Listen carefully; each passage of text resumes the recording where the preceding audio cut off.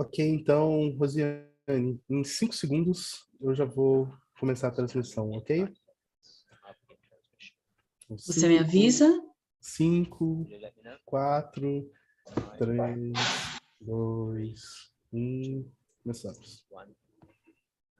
Olá, boa noite a todos e todas. É um grande prazer recebê-los e recebê-las na Conferência Magna de Abertura do 16º Congresso Abrapcorp, neste ano ainda realizado de forma online, com o tema Comunicação, Trabalho e Organizações, uma articulação bastante pertinente, sobretudo no atual contexto global. E para a abertura, temos a honra de receber a professora, doutora Derina Holtzhausen.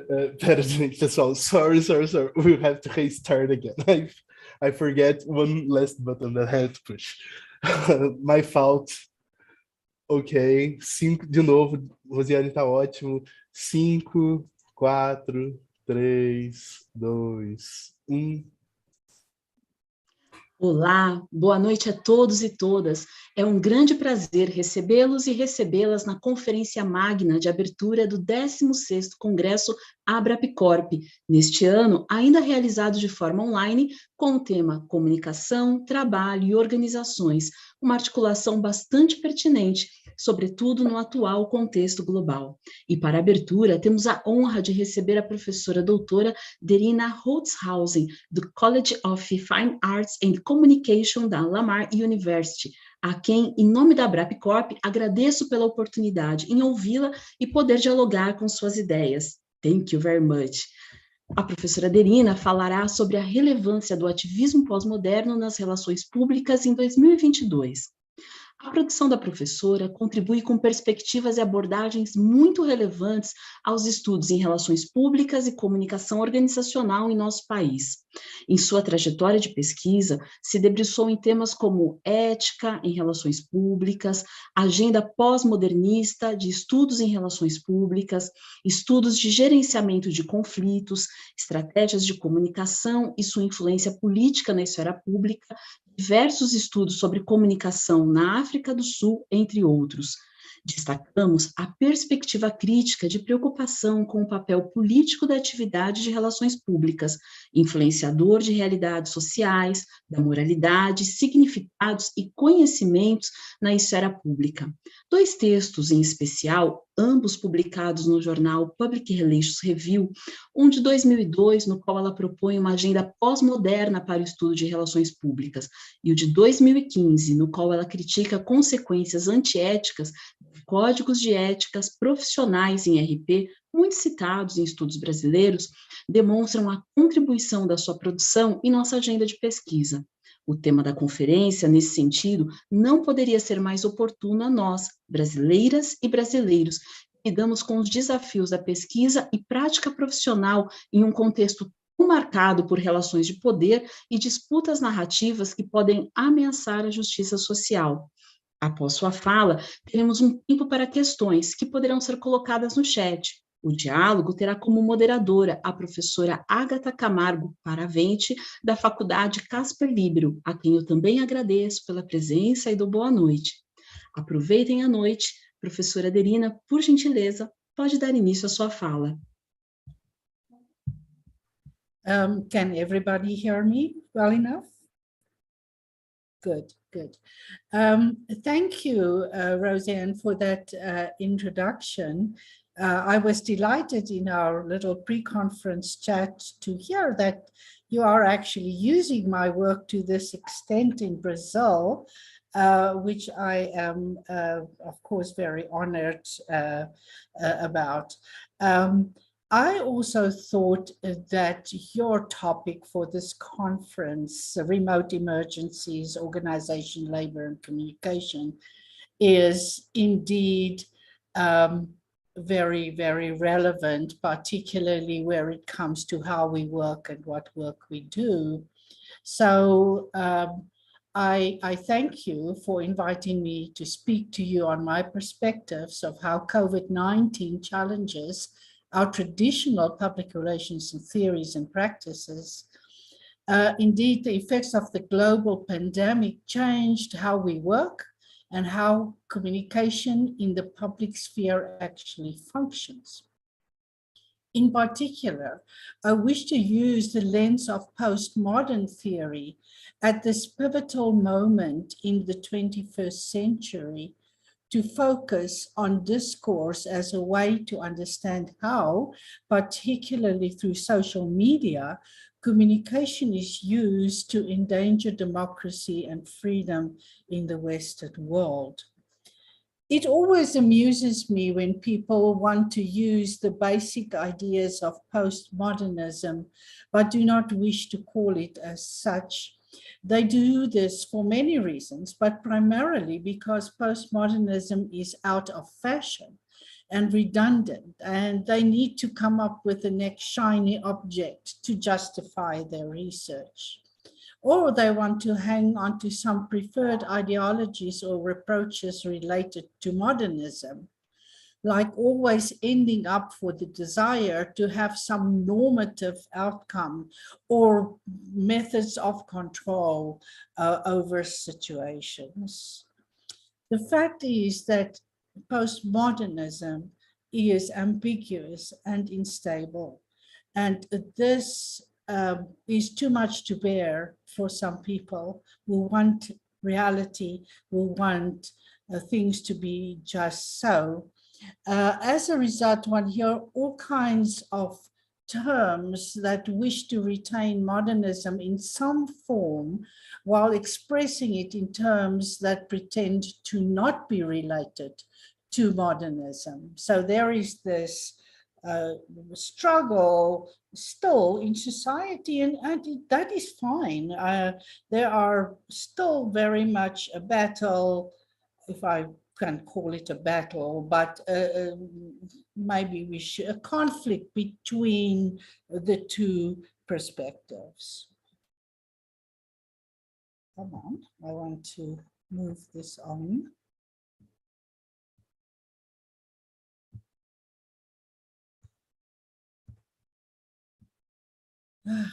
Just a minute, let me stop the share just for a moment, because I cannot seem to be moving on.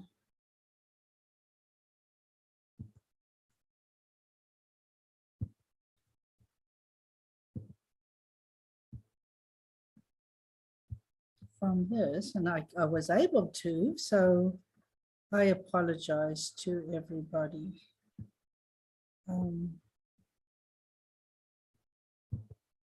I might have to go back to my original PowerPoint.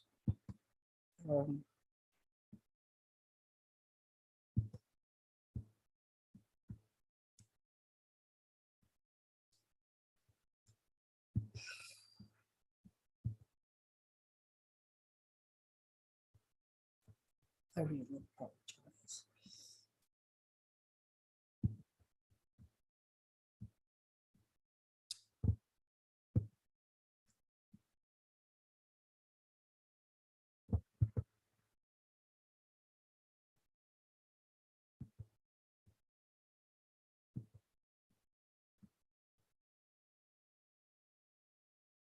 But let's see if this will work. I am not sure that it will. It will not suddenly allow me to move on to the next slide. So I am not sure why that is.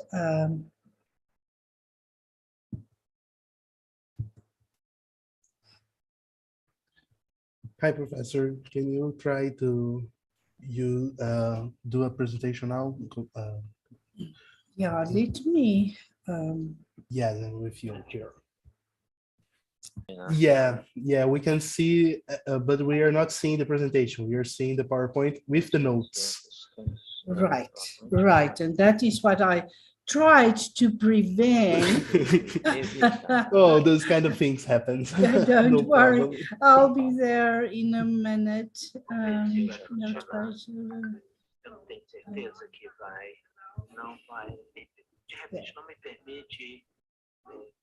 Okay, let's see, maybe this will work. Can you see this? Yes, we're seeing Okay, it perfectly. okay. Can you So what I'm can you- talking about here is what are, and please accept my apologies, I don't know why it wouldn't allow me to move on. The manifestations of modernism are not new, but it is worth repeating here because I believe that the differences between modernism and postmodernism have never been more starkly articulated globally as at this historic moment. At the heart of it, as we see in many countries, from the US to Hungary to Turkey and Western democracies, we would never have included in such a list. There is an overt battle between the tenets of these two philosophies. On the more modern side, autocracy's onslaught on democracy, the abuse of power to limit voting rights and to bend national institutions to the will of those who fear losing their power, from courts and justice systems to knowledge systems like schools and universities, the marginalization of specific groups of people, not only based on race and gender, but on issues such as immigrant status, religion, sexual identity, and the environment are some of the categories that modernism has created for subjugation, management, and control. So I want to come back to this notion that the whole purpose of modernism, and even if you look at the concept of segmentation, has been created for management and control. Oh, there we go. That is wonderful. And how do these manifest? How do these ideologies that we thought we left behind in the early 2000s, how have they become to be so prominent and manifest? I've read this very interesting article in the New York Times where the president of Hungary specifically referred to the postmodern moment. In other words, that moment in France when the students protested and where they rejected Marxism and all the other forms on control in favor of more participation and more representation, that the president of Hungary specifically referred to that moment and said specifically that he wants to cancel that moment, because that is what created feminism, the concept of LGBTQ communities, equality, and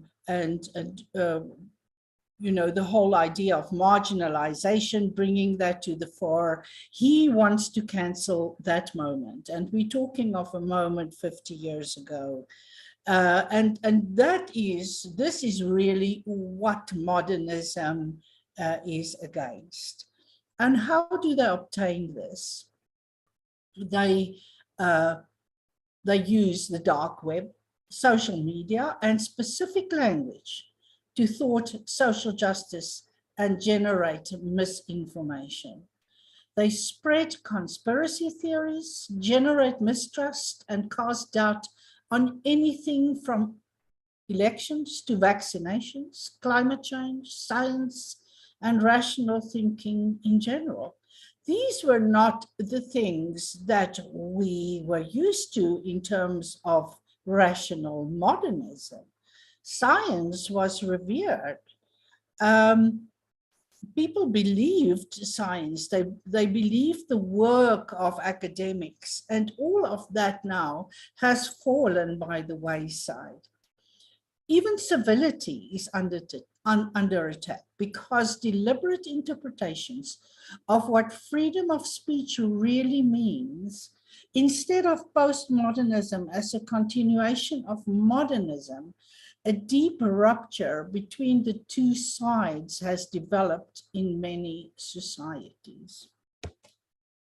And I see that I'm not familiar enough with Brazilian society, but this is indeed very much the case in American society, that there is a divide that we have no idea. Nobody knows how to bridge that.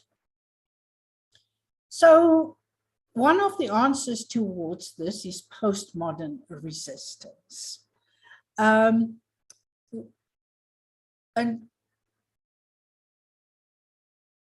the fact is that we are already living in postmodern society. While many people would never think of themselves as postmodern, just think of how many of your friends, students, and colleagues have accepted and supported the social developments and norms I mention here. Questioning and resisting power and its abuses.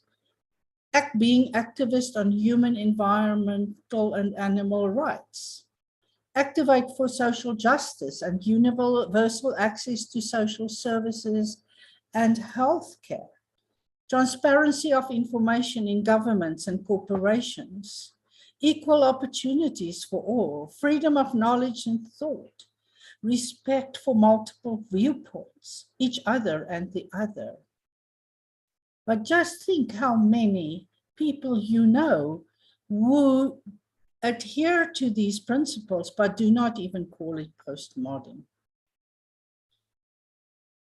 But there is a total onslaught aimed at those who publicly support tenets of postmodernism. There are so many stories of cases where trolls, internet trolls, threaten the lives of people who fight for social justice, who typically say, I know where you live, I'll come and get you. Who support putting limitations to power, support you,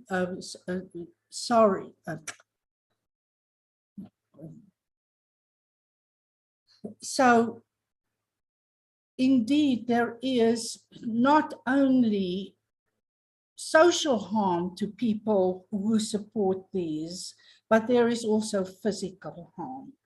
And this is particularly the case for journalists and activists. And if they are women, that is even worse. Fortunately, there is this other power, the power of postmodern resistance, and the idea that there is not a one world hypothesis, that we don't all see the world in one way.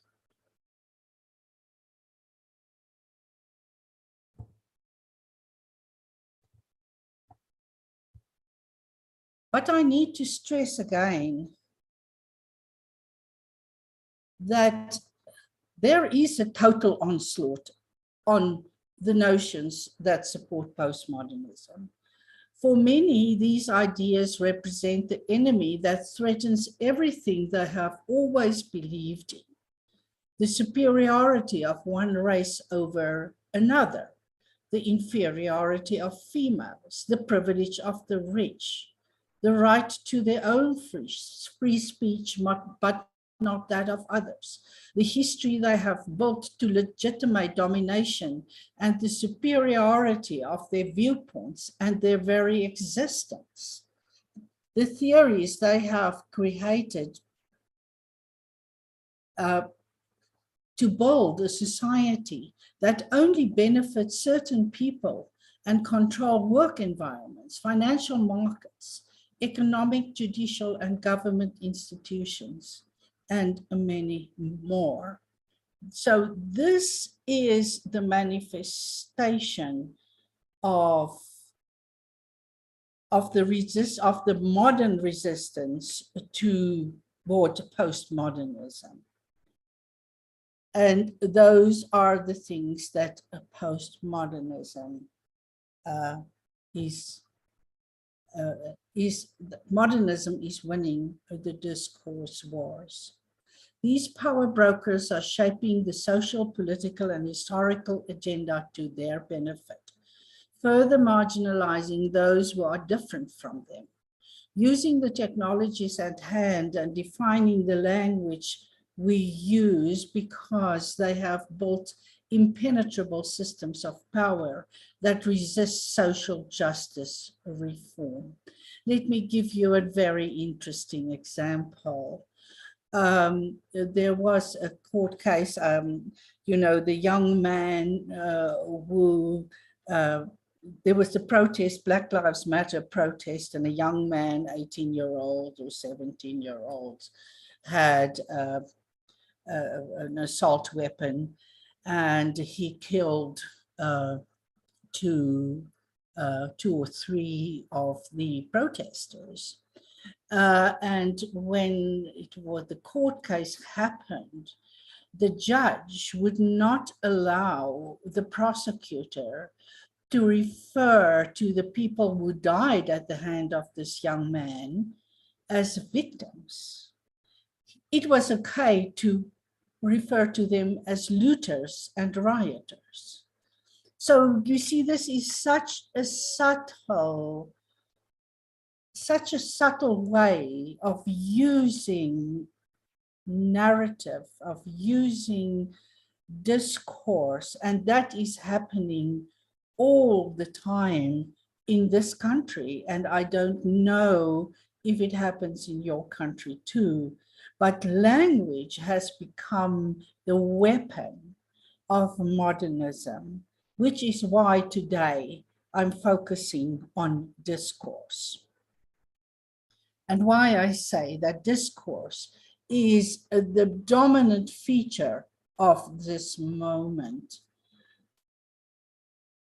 More than ever, these trends now truly highlight the role of discourse in shaping our societies. And it is on the acceleration of this phenomenon, driven by easily accessible and pervasive technology and a desire for power, that I wish to focus on today as the most dominant phenomenon of this moment in the 21st century.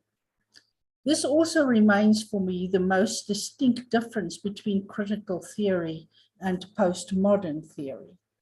While critical theory often uses theories in its approach to critique, now more than ever, the concept of discourse has become the method to attack postmodernism and its supporters. Fortunately, it also provides the tools for counterattack and analysis to lay bare the current destructive onslaught of modernism. So let's revisit discourse and its implications for this moment in history. So what is discourse? First of all, language is discourse. All language is discourse, but not all discourse is language. Discourse is also shaped through signs and symbols, cultural artifacts such as movies and documentaries, advertising and public relations practices, the symbolism of events and institutional practices. So all of that is discourse, and we cannot only think of discourse as being used by governments, but discourse is also being used by, obviously, through branding, through public relations statements, to the language which organizations adhere, the events they support. We recently had the issue here with Disney World, who spoke up against the Florida governor's ban on what they call the bill called Don't Say Gay, and the repercussions that had for the organization. So there are many examples in the United States in particular where the employees and the publics and the stakeholders of organizations themselves expect to speak up and to take a stand and to become activists. As you know, yesterday, 19 elementary school children were killed in our country. And of course, that opened up the debate again of gun control. Most of us, actually, I think all of us is like, nothing is going to happen because this happens all the time and nobody changes their perspectives. But what I do see, though, is that there are executive managers and owners of major sports teams who stand up and who speak up and walk out in disgust, walk out of their meetings, who link themselves and their whole organization to an act of activism.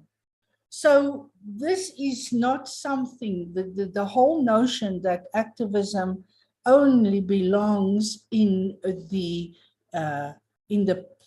political sphere is no longer true. Our stakeholders expect organizations to stand for these kinds of things. And the fact is that they are. So, you know, this old idea that corporations stood back while the country is run by politicians, that is no longer the truth. So discourse, let me just see. Okay. So from a modern perspective, discourse is the expectation that meaning and knowledge are fixed by those who know best and are superior. That can also be academics, which is part why I think there is a backlash against academic knowledge. Because what do the people ask? They ask, so who are you to make you better than me? So there is that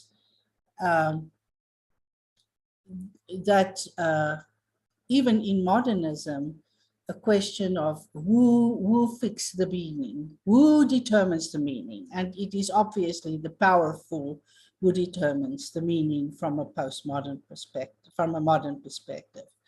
From a postmodern perspective, we understand that meaning is unstable. There's this wonderful quote that I always use to help myself understand what is postmodern discourse. And that is that discourse topples forward. It's like dominoes. You can never get that exact moment back of where you were in terms of your communication. Through the pure act of communication and discourse, you have already changed the meaning of what was originally said. So we must understand that modern discourse is indeed formulated by a small group of people in positions of knowledge and power. For instance, the judge that I mentioned before. Academics who shape history and theory and knowledge. IT people who write algorithms to include certain groups and exclude others. The very purpose of algorithms are to segment and categorize people for strategic purposes. But from a postmodern perspective, that discourse is unstable. It needs to be challenged. It has no fixed meaning and changes with the content of its use, thus having multiple meanings, which is why I say, through the pure act of communication, meaning has already been changed. And you can never go back to that pre-understanding of something that has been discussed.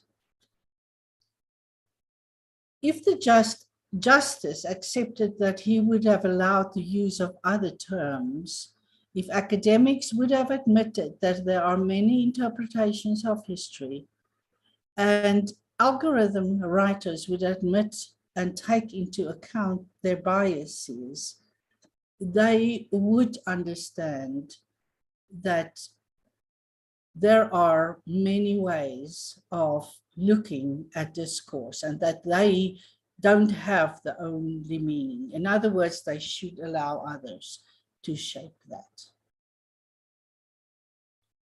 So I like to use Deleuze and Guattari's rhizomatic analysis to explain the context of how we can actually challenge those fixed meanings.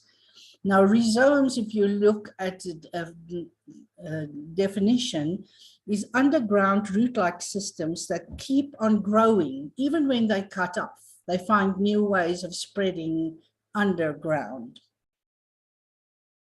You get in modernism, the rigid segmentary lines, the constructs of fixed and normalized identities within various social institutions by way of binary oppositions, and I'll come back to binary oppositions. And then you have rhizomatic, which suggests that there are segmentary lines that disturb the linearity and rigidity of meaning, thus creating cracks in the facade. They call it lines of flight, that you enhance and speak about the multiple meanings and identities, and that we don't just accept it.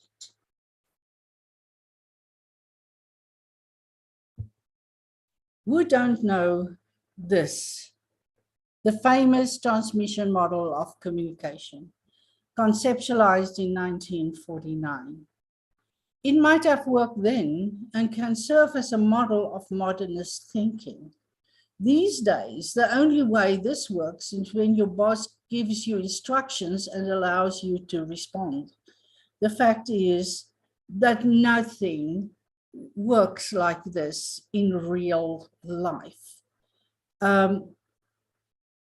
So actually, for those of you who are academics, I would suggest that present this, but immediately tear it apart. Because this was based on the old notion of newspapers, where newspapers were the ones who set the agenda and interpreted for us the daily events, decided what were the daily events of significance, and then somehow their readers or their viewers would respond back and give them feedback through letters to the editor, and then it might, they might receive it and decode it and so on. That is simply not how communication works. I have recently increasingly replaced that model. Actually, as I say, I sort of reject that model. It's only viable in a highly regulated and autocratic environment. Prefer to use constitutive communication. The figure explains how communication flows in the constitutive model of communication. Instead of communication in the public sphere as an organized linear model that we just talked about, the constitutive model is nonlinear and rather disorganized. It can be envisioned as a tornado, swirling with messages, senders and receivers, acting in an indirect, non-sequential manner. The strong arrows in this diagram represent communication flow and dispersion of messages. As you can see, they spin off into various directions. The smaller black arrows represent the stakeholders participating in the communication process and shows how stakeholders interact with each other, if they do at all.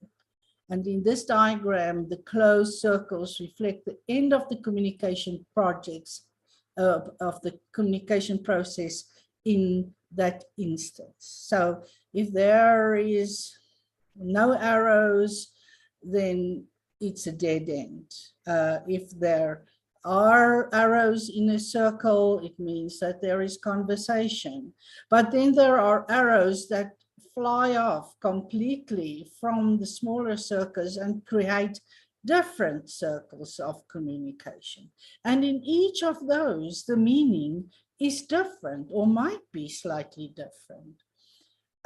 It was so interesting that I did an analysis. I've just co-authored a book, Principles of Strategic Communication, and in which I present this model, and I use a real-life situation to demonstrate it. And that was when Donald Trump, when there were people who were protesting on behalf of Black Lives Matter across from the White House, and he walked over with a Bible in his hand, and he got the military to disband the protesters, and which is in our country totally illegal.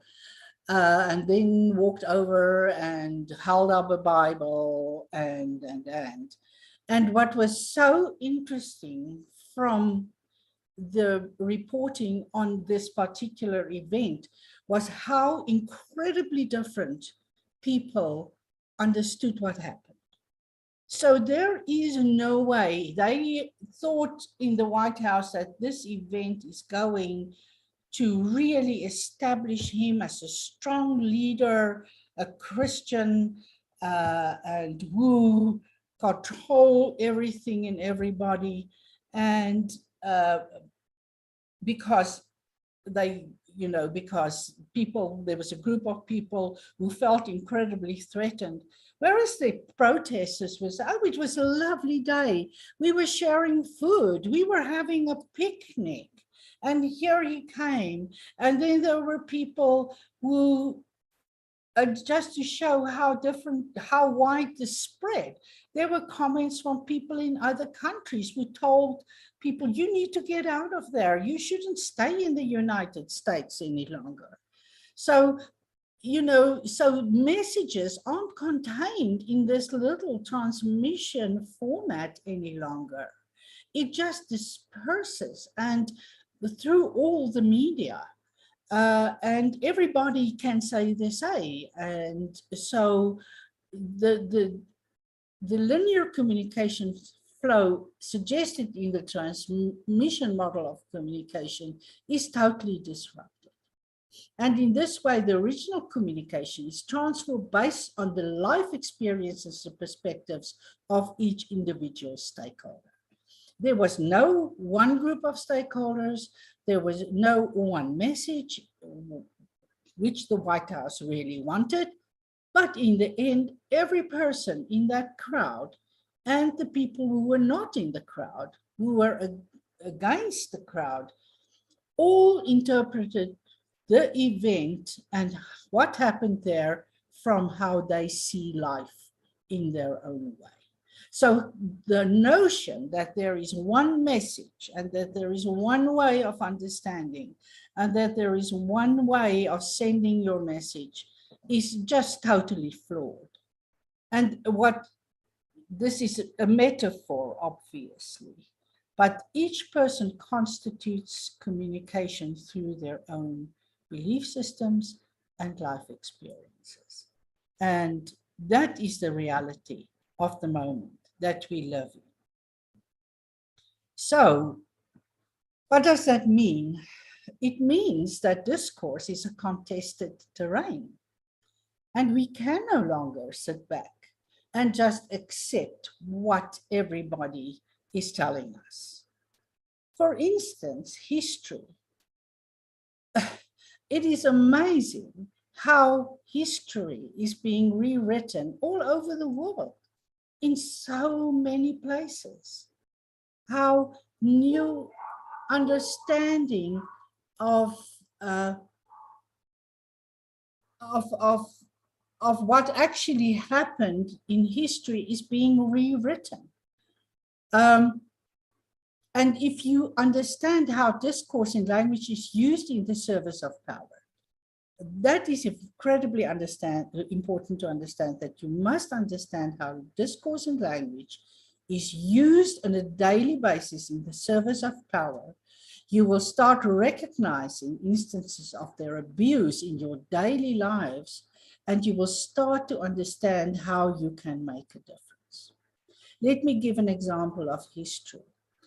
Modernism presents history as the truth. It is objective and devoid of all interpretation. It's the facts as they happened.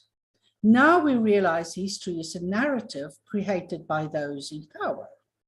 There are powerful current examples of how history is being created and how competing modern and postmodern narratives are being shaped in real time. For example, the January 6th attack on the White House.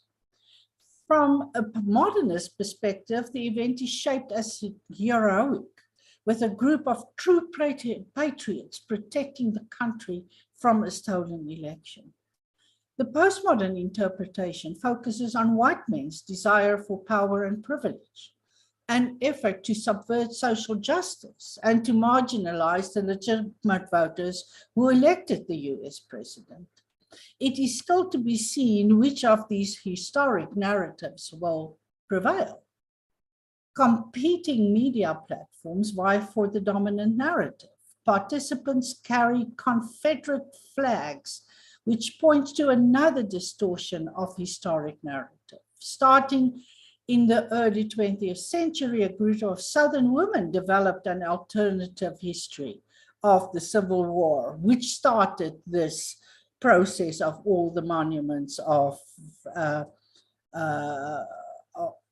men and generals on horses, which are now being taken down again, you know, within a narrative battle, if we can call it that. Theory is another area where that is contested. The onslaught on theories that support postmodernism, and its example is in this country, critical race theory and the 1619 Project. I don't know if you're aware of the critical race theory, but my book on postmodernism really is all about that. And it is, I've never called it critical race theory, but it is about how discrimination is institutionalized in society. And now that is banned.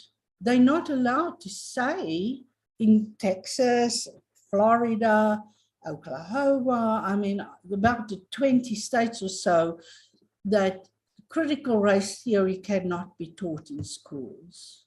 The 1619 Project, you might not be aware of, again, relates to slavery, with a theory that the modern United States really only started when they started importing slaves, and they built a whole economic theory on slavery. So now these theories cannot be discussed and taught in schools.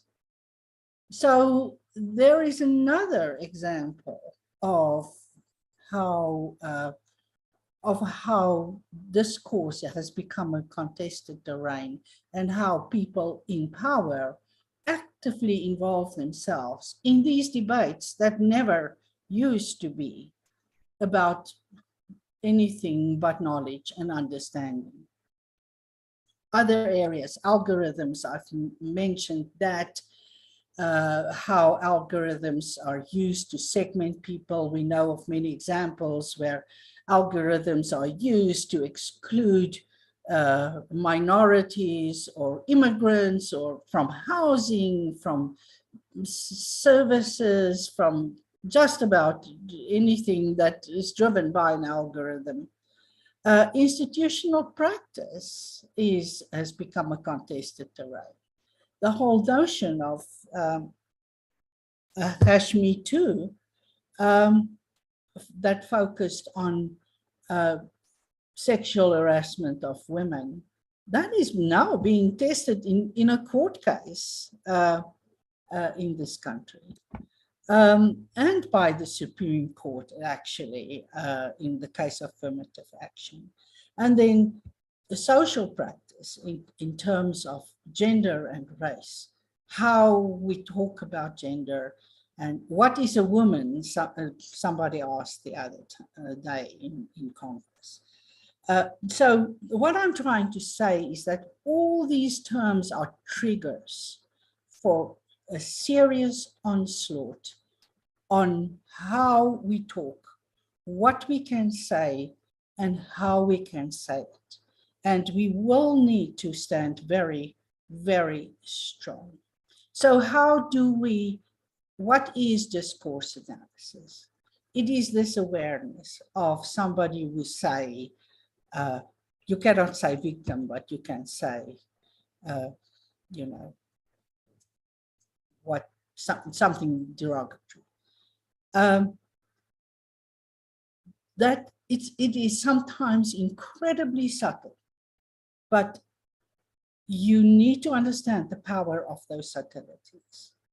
Fragmentation of meaning, laying bare the other interpretations, knowledges, and meanings, talking about it, say what is the alternative. The whole idea of discourse and discourse analysis is to be emancipatory, to help others, to empower others, to expose the microfascisms within. I don't know if you use the term microaggressions in Portuguese and in your society, but it's when people know they cannot talk about race or anything, but they nonetheless let slip a little word or something that's really hurting the other. So it's very important to be an activist. That is the purpose of discourse analysis, is to be an activist for social justice in your own environment by analyzing the language. Right, and how does this affect professional practice? As I said, understand the discourse to be analyzed. You need to have a heightened awareness of the power of language, of terms, of symbols, of cultural moments. You need to connect that to the efforts of modernism to keep on suppressing, to, like the president of Hungary said, he wants to annihilate that moment in history completely. We need to lay bare the will of dominant power structures in our organizations. I do not know if employees in Brazil are very outspoken and how they react to abuse of power. But we need to disrupt the fixed meanings and the power brokers in our organizations. We need to challenge the established discriminatory systems, focus on binary opposites. So women are described as not men. That is an example of a binary opposite, where you create these things that are totally not even relevant. And then be aware of segmentation and categorization. The postmoderns are very clear that segmentation and categorization are used for management and control. And just think of it. If we segment people, our stakeholders, it's not necessarily for power and control, but it's to communicate with a specific person. On the other hand, segmentation and categorization is often used for discrimination. So be an activist, speak out, use the outside-in approach. This is something that I talk about in the book on the principles of strategic communication. Speak up for the other, and the other with a capital letter. The other is somebody who's not there, who cannot speak, whose perspective needs to be present or presented in your conversation. Challenge the meta-narratives. Argue for those little narratives that represent different perspectives. And above all, you do not have to leave your organization. Not every moment is a postmodern moment. Save your breath for the important moments. Lyotard said, you do not have to leave, there is no good place. No, I don't want to say that, but at the same time, stay, make the difference where you are.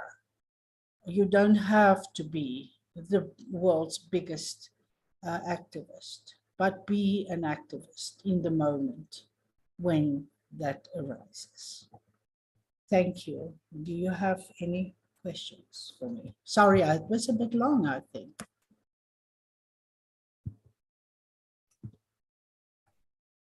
Boa noite, professora Aderina. Muito boa noite a todos e a todas que nos acompanham aqui nessa conferência de abertura, que tivemos a honra de ouvi-la, professora Aderina, sobre esse tema tão relevante, né? E a gente vai ter a oportunidade hoje de conversar um pouco, nós temos sim algumas perguntas, para a gente refletir um pouco esse papel ativista do profissional de relações públicas nesse contexto pós-moderno. A senhora citou o massacre de ontem no Texas, que sensibilizou o mundo todo, e é complexo, né, professora, ouvir a narrativa da indústria armamentista, né, e a questão desse poderoso lobby, né, dessa indústria, discursar que o propósito dessa indústria é justamente tentar proteger o cidadão norte-americano, e por isso o desafio, né, de não passar essa revisão, né, no Senado sobre o porte de armas. E respondendo à sua pergunta, professora, no Brasil nós temos, sim, um contexto político e de guerra de narrativas bastante similar ao norte-americano. Nós temos esse contexto polarizado, binário a que a senhora se referiu. Nós vivemos uma forte crise, né, eu acho, de discussões públicas sobre temas que chocam, né, a sociedade, justamente porque alguns temas muito sensíveis estão sendo invertidos em discursos muito poderosos e tentam inverter aspectos tão fortes como a vida, direitos humanos, ciência, né, nesse contexto da pandemia que nós vivemos, né, acaba sendo muito similar. No Brasil, também respondendo uma outra pergunta que a senhora fez, os empregados, né, de empresas, né, de organizações brasileiras, têm buscado demonstrar resistência, sim, a um cenário muito marcado, né, e de necessidade da gente promover mais diversidade, equidade no ambiente de trabalho, mas a gente sente o grande desafio da relação de poder econômico que isso traz nessa resistência, né? Há uma dependência muito forte e que é um desafio a todos nós. Eu gostaria de aquecer, né, e iniciar a sessão de perguntas, trazendo um tema que a senhora trouxe, que é sobre a reconstrução da história de uma forma discursiva. Nós temos isso no Brasil, muito forte. Você trouxe essa questão de quando a história é reconstruída e tenta construir uma verdade absoluta, justamente para reforçar uma relação de poder. Em 1964, professora, nós vivemos, né, um golpe, né, uma ditadura militar aqui no Brasil, que tirou liberdade democrática, né, crimes contra a vida, a liberdade de expressão, né, de manifestação de pensamento. E a gente assiste hoje no Brasil uma tentativa de reconstruir essa história numa narrativa de não golpe, não de ditadura, mas uma narrativa de uma revolução, né, de um atendimento à necessidade, né, e o clamor da sociedade sobre uma revolução. E aí eu queria fazer uma pergunta inicial sobre comunicação pública. Quando os profissionais de comunicação e relações públicas atuam na área governamental, para atuar na área de comunicação pública, promover democracia, ampliar o diálogo, né, e a troca democrática com os cidadãos. Mas nós sabemos que os profissionais, nesse contexto, estão sujeitos a uma relação de poder dos governantes que eles cerceiam, né, essa liberdade profissional. Então, eu gostaria um pouco de ouvi-la, como é que o profissional de RP e de comunicação consegue ser um ativista nesse contexto governamental? Porque, como atuante de uma outra organização, como a senhora citou, os esportistas, por exemplo, que podem fazer um ativismo contrários a políticas públicas, né, que estão em andamento, mas e quando o RP atua no contexto governamental? Como que a senhora tem observado esse nosso papel quando a gente está sujeito a um interesse político, né, de um governante que a gente representa?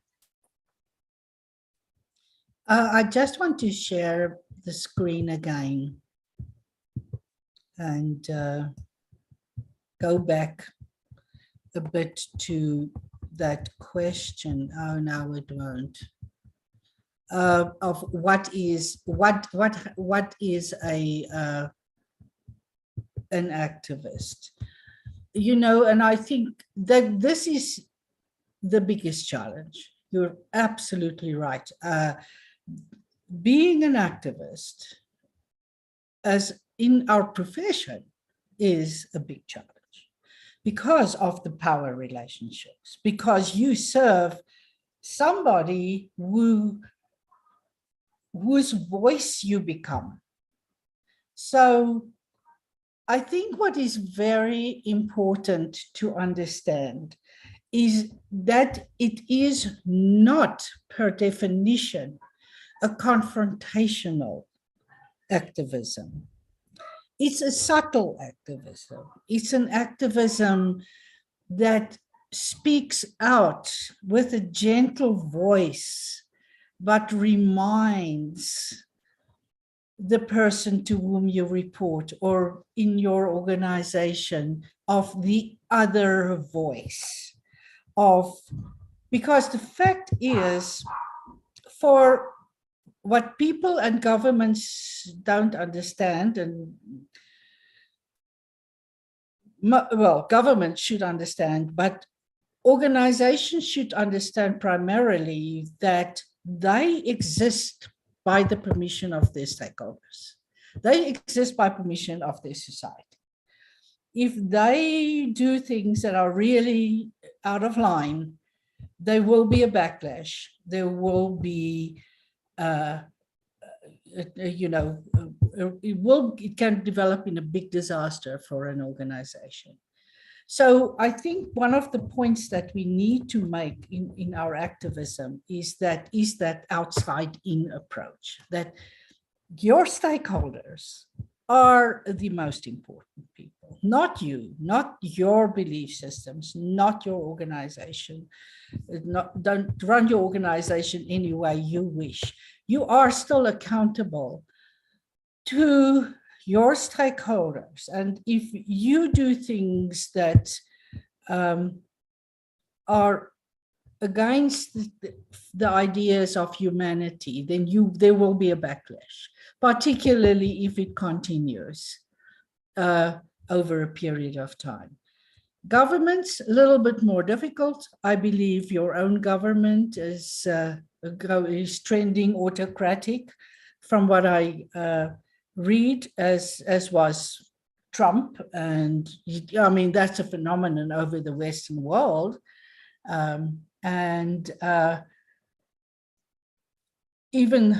But the only thing that we have is democracy, and they understand that, which is why they do all these things to limit the democracy to those groups of people who will re-elect them, even though it's not the majority of people. You know, this whole idea of one man, one vote in America is literally a minority rule with the way that the political system is set up.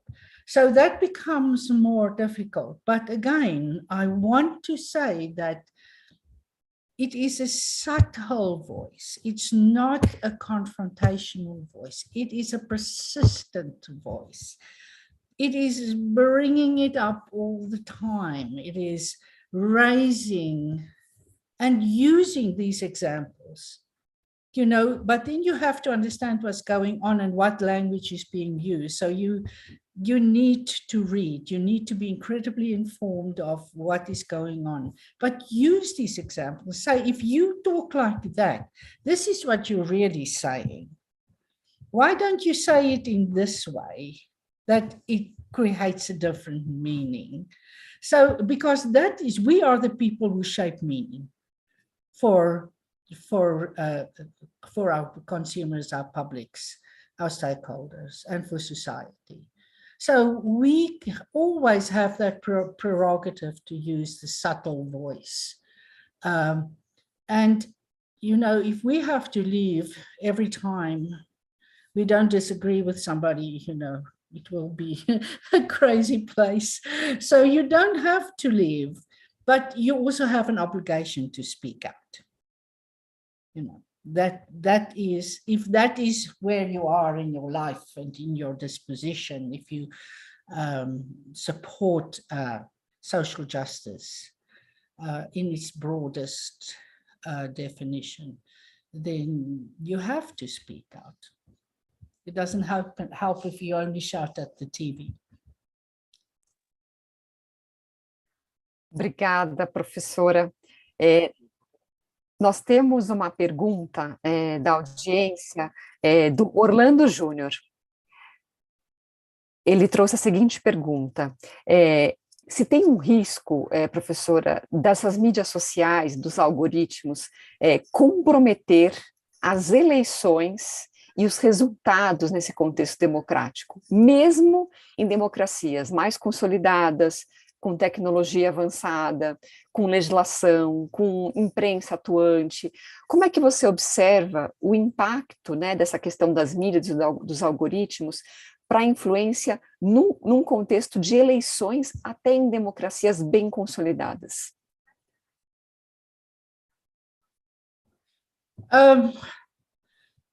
I think what we need is to ask for transparency of algorithms. In other words, what decisions were made in writing that algorithm. That is something that, and I'm not a big fan of who's this Elon Musk, you know, who wants to buy Twitter, and because he has so much money, he can buy what he wants. But he wants to have the algorithms made public to see how those bots are created, to respond, that it's not real people who respond, but who are actually creating the algorithms and how are they created. I don't know if he's going to buy Twitter, I doubt that, but nonetheless, that, and Europe is making great progress with that.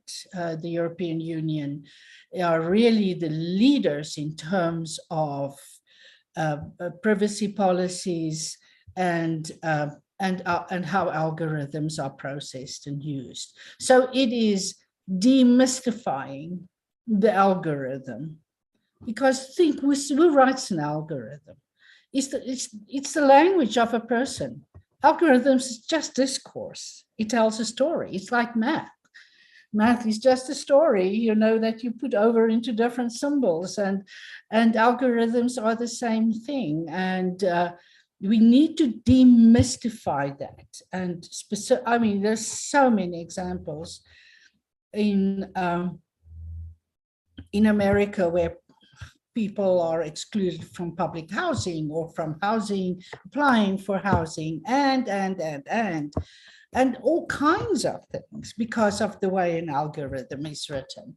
So there need to be more transparency. And I wrote an article on big data and the dangers of big data in terms of strategic communication particularly. And my argument was that public relations people, communication people need to sit at the table when algorithms are written and when they are discussed.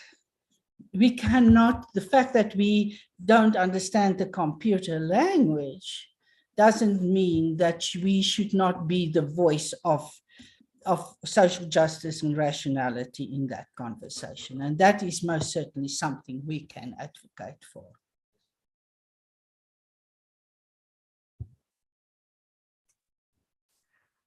Nessa linha, professora, você entende que a atividade de relações públicas como classe profissional poderia contribuir para ampliar a pressão legislativa nesse contexto desse lobby, assim como a União Europeia está votando, né, essa intensificação dessa regulação do ambiente de transparência do algoritmo? Esse é um papel da atividade de relações públicas também contribuir para essa transparência, esse contexto, para essa influência legislativa, o lobby mesmo, para esse processo se desenvolver em cada um dos países? What is the question?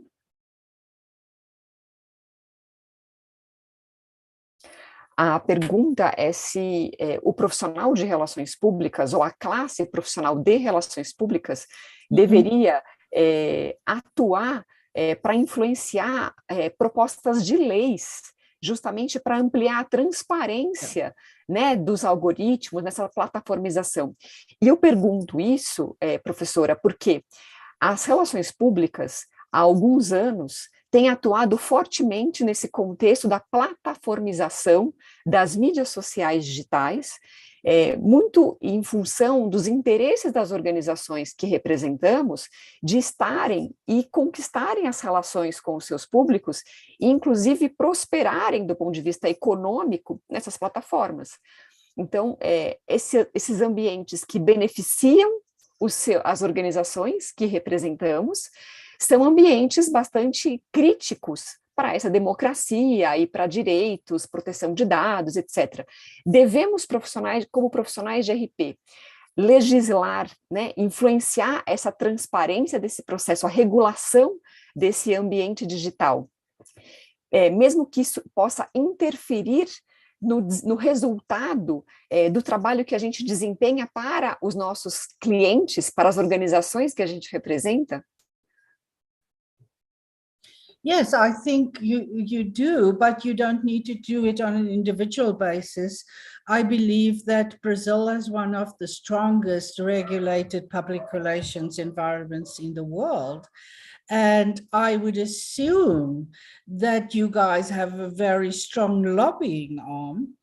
And these kinds of organizations, it is their responsibility to drive the legislation that promotes this in collaboration with activists themselves, you know, people who are very concerned about the use of algorithms and social media platforms, the loss of privacy and so on.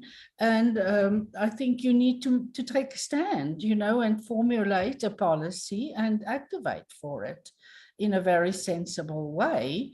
You know, it does not need to be divisive. It doesn't need to be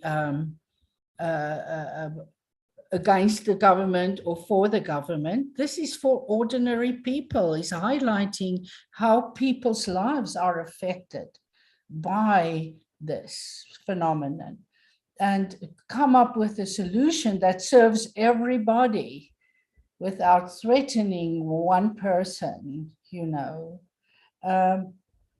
So I would definitely go that route, because I believe that's what happened in Europe, that it was, you know, lobbying, it was a policy that was created by people.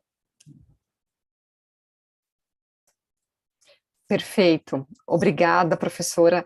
Temos aqui uma fala da Lívia, agradecendo justamente essa explanação, né, ativista que a senhora está trazendo, que muito a inspira. E ela faz uma pergunta. Ela gostaria de saber a sua opinião, professora, sobre quais técnicas de relações públicas poderiam ser utilizadas para fomentar justamente movimentos sociais, como o movimento feminista, o movimento negro. Quais técnicas de RP a senhora entende que são mais oportunas para intensificar essa justiça social nesses movimentos? I think oftentimes these activists in those areas are extremely fragmented. And I think public relations practitioners can play a very big role in coordinating efforts. First of all, to get people to speak with a single voice. And then, you know, I'm a big one for social media, because it does allow for alternative voices. I would definitely say that network analysis, see where the networks are, helping them to speak with one voice. Isn't that what we do? We create those messages. We are strong in developing that brand, that single message, and then find common people, not common people, but people who have a common interest, and do work the social media, you know, the social media. And I'm not talking about TikTok or something like that, but perhaps more mature social media there, you know, where you have influencers who really speak to the issues, well-known people who speak to the issues. But I would definitely think that social media, you know, your web platforms and things like that, are what create that message. There's just one thing. You cannot create it and then step away from it. It's a hungry beast. Social media and websites and all the methods that we use to communicate is what I call a hungry beast, because it needs daily work. It's a dedicated work. It needs to be very conscious and very strategic. So it's not something you can't create a website and then hope that's going to be influential. You need to create a website and recreate it tomorrow and work at it every day and work your social media and reach out to the media and make them aware of your feeds. And, you know, so that to me is a very powerful tool at this time that we never, ever had.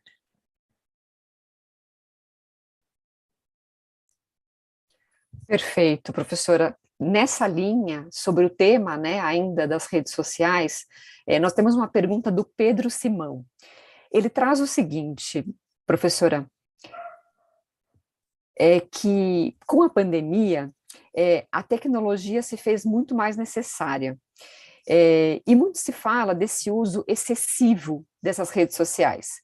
E como que isso pode afetar as pessoas do ponto de vista psicológico, principalmente num cenário de tantos cancelamentos, né, provocados inclusive pela essa dificuldade de escutar o outro, e cancela-se muito as pessoas, né, esse movimento tão forte.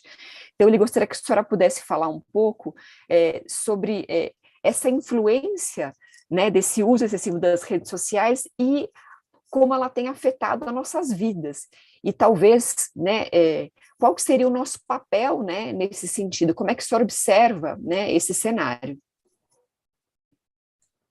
Wow, that's a much bigger topic than I can address, because there is so much written about trolling and cancel culture and how young people are influenced, and there is such a negative component to this that this is a very big issue, which is an absolute reality in our lives, and I'm concerned for our children and our grandchildren, because they're the ones who suffer from this most.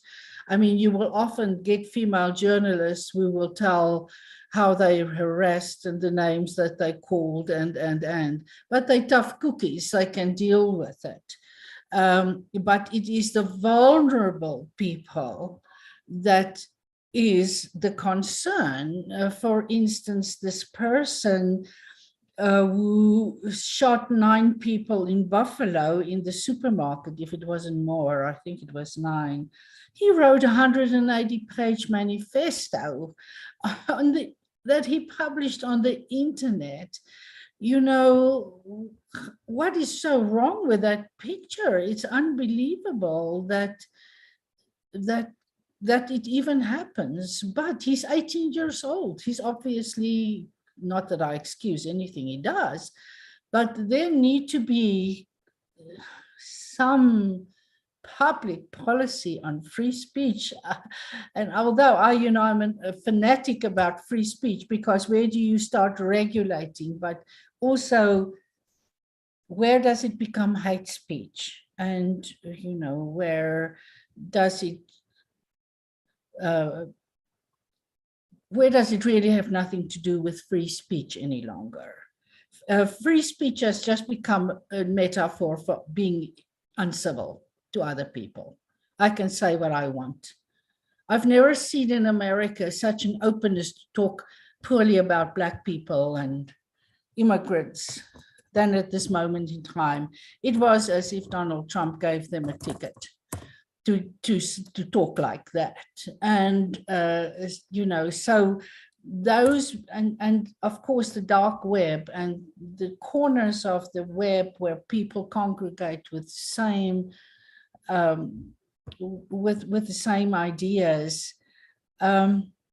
If it's not addressed legally, then it's not going to work. It needs to be somewhat regulated, and that is really all that I can say. It is just very negative, and there need to be some form of regulations. And the big social media platforms try to do that, but they're not always successful either. So I hope that answers the question, because I know that the effect is devastating.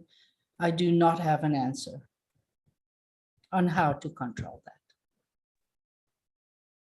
As long as we as public relations professionals don't participate in that kind of thing, of course. But I doubt that. Perfeito, professora. De fato, é um tema bastante complexo. Nós temos 2 perguntas que são muito próximas e eu vou fazê-las de forma conjunta. A primeira pergunta é do Marcos Feijó. Ele traz o seguinte: como não se sentir frustrado dentro de uma organização que tenha dificuldade de falar sobre pautas e temas mais progressistas, mesmo que de forma sucinta, né, e com pequenos passos.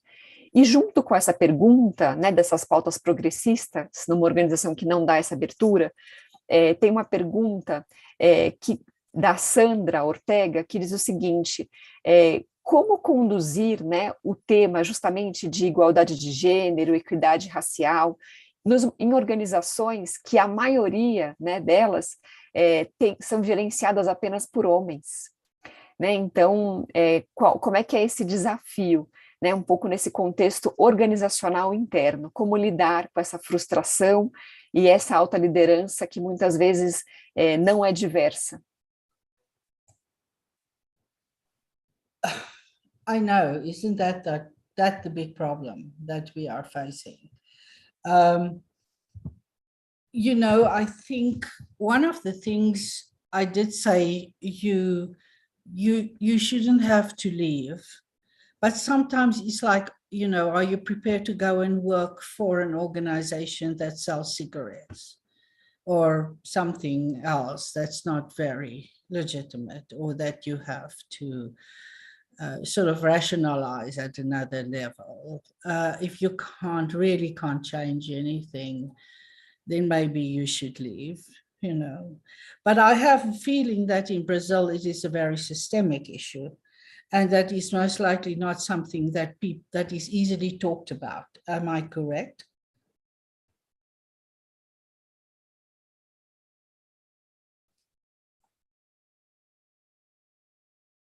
Do the men become very defensive when these issues are raised? Depende do ambiente organizacional. Muitas organizações já estão mais abertas a essa discussão, mas algumas organizações que não têm capital aberto, que têm menos governança, mais organizações familiares, né, que têm essa presença mais masculina, esse assunto, de fato, ainda é um grande desafio. E ainda está relacionado a setores. Alguns setores aqui no Brasil são mais machistas, setor da construção civil, e alguns setores são muito mais difíceis de abordar essas temáticas. Mas, de uma forma geral, nós temos visto um avanço importante, mas ele não é entendido como o suficiente. Estamos longe de chegar na necessidade que nós temos. I've always believed that public relations practice is situational. We need to get away from the notion that there is some norm out there that we can apply to things. And I've always believed that addressing the situation at the moment in an organization is the best approach to take. So if there is an incident where there is a specific situation that has developed, or there is a subtle but obviously discriminatory practice that they don't even think of as a practice, you know, refer to that. Don't talk about it in the terms, oh, men don't want to talk about this, or you know, whatever. It is, this person suffered because of that. And maybe nobody pointed that out ever. So you have to, that's speaking out on the situation, on the event, on the occasion. That is, to me, and that comes back to what I said right in the beginning. It is by moment by moment. Not everything is a postmodern moment, but if it arises, then it is a responsibility to speak up. And those situations are always situational. In other words, it is something that's happening, that you can refer to, that you can address and talk about. So it is the being very active and living a part of your organization that enables you to do that, and not stand back and say, that's not my problem. It's above my pay grade, is what people say. So that was the one question. So address it at a very specific situational level. That is what I would do.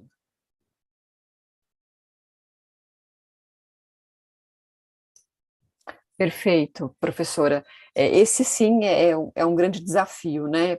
Porque nós temos contextos bastante frágeis num cenário de diferenças salariais, de enquadramentos, de uma série de assédios, né, no ambiente organizacional, assédio moral, assédio sexual, né? A gente tem não proteção a direitos, né, fundamentais. Esse, de fato, é um tema bastante sensível, uma pauta muito aquecida aqui no Brasil. Tem uma pergunta adicional, que é da Denise Pragana. Ela traz o seguinte, com relação a fake news, professora, e ela gostaria de ouvi-la em relação a fake news, com relação a esse modelo constitutivo da comunicação. A pergunta dela é a seguinte: gostaria de ouvir a professora Adelina sobre como conciliar esse modelo constitutivo da comunicação, na figura do tornado, conforme a professora mostrou, com o combate às fake news, esse desafio que nós temos. Oh, absolutely. And I think, there are increasingly,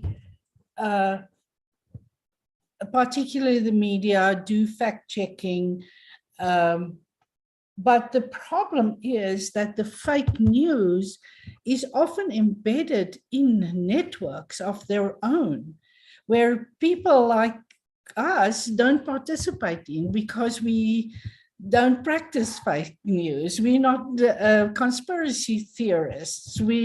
So we are excluded from those very environments, and so it is hard for us to fight that. And I read a very interesting article that two researchers did on how it is virtually impossible to change people's minds once they believe something. So,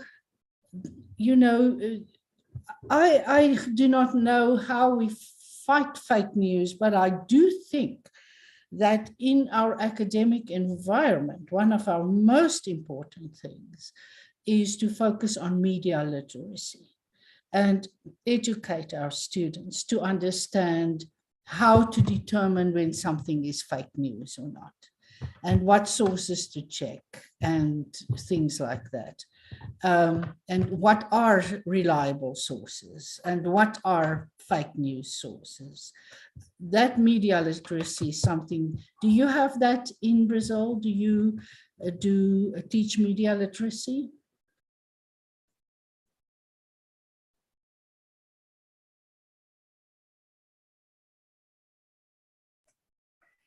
Esse é um tópico, professora, que vem sendo refletido para incluir num contexto de ensino fundamental, né, durante a formação escolar, mas ele ainda não é obrigatório.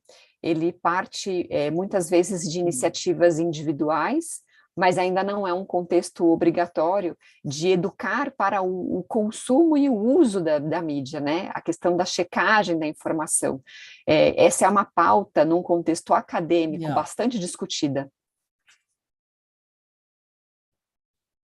Yeah, I do think that any program in communication, advertising, public relations, strategic communication, or marketing, all of that should have a course in media literacy that to teach not only students to understand when something is false, but to also not create false, how easy it is to create false information, and so I think that is something that we teach in our courses, but I've also been at universities where there is a specific course called Media and Society, or Media in a Diverse Society, or something like that, that focus on news sources, how news is created, who the role players are, how do you determine fake news or conspiracy theories or things like that. So I think I would definitely address that at the educational level. Not that that's going to solve the whole problem, but at least it will indeed, you know, create a group of educated people.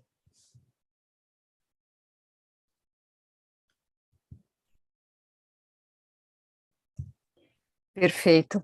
Muito obrigada, professora Adelina, eu me despeço. Eu vou passar, então, a palavra, né, e agradecida pela oportunidade de tê-la ouvido.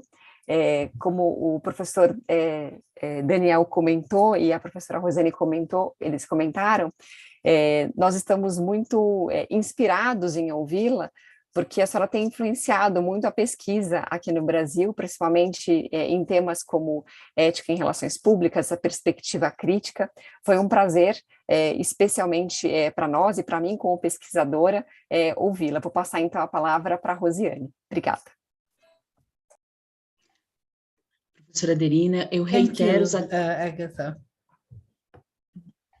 Eu reitero os agradecimentos, né? Eu acrescento que eu fico extremamente contemplada por a senhora encerrar sua fala, trazendo a questão da literacia midiática, né? Uma demanda cada vez mais importante no contexto mundial, né? Nos mais diversos níveis de ensino. Então, foi um prazer ouvi-la, né? Um prazer poder dialogar por meio dos colegas, né? Com a senhora. Espero, né, tê-la em outras oportunidades e quem sabe, né? Não mais online, mas presencial. Agradeço também aos colegas, ao Daniel, à Agatha e a todos que nos acompanharam, né, que participaram conosco desse momento aqui do nosso congresso. Eu lembro que amanhã temos mais, né, às 9 horas da manhã nós teremos a mesa 1, com o tema Comunicação e Trabalho em Contextos Digitais. Estarão conosco a Cláudia Nociolini Rebeck e o Rafael Grumman, né, sempre pelo YouTube. E depois às 14 horas, então, período da tarde, nós teremos os GTs, né, os diversos GTs, mas também o espaço de graduação, né, com nossos graduandos. Então, espero contar com todos vocês novamente aqui no YouTube, né, me despeço e desejo a todos e a todas uma excelente noite e um excelente congresso. May I just say thank you very much, and that I'm extremely privileged to have done this and met at least some of you, and I'm very thankful for the invitation. And I hope your conference will go well. I can promise you I will not be there at 9 o'clock tomorrow morning for the round table, but good luck with everything else.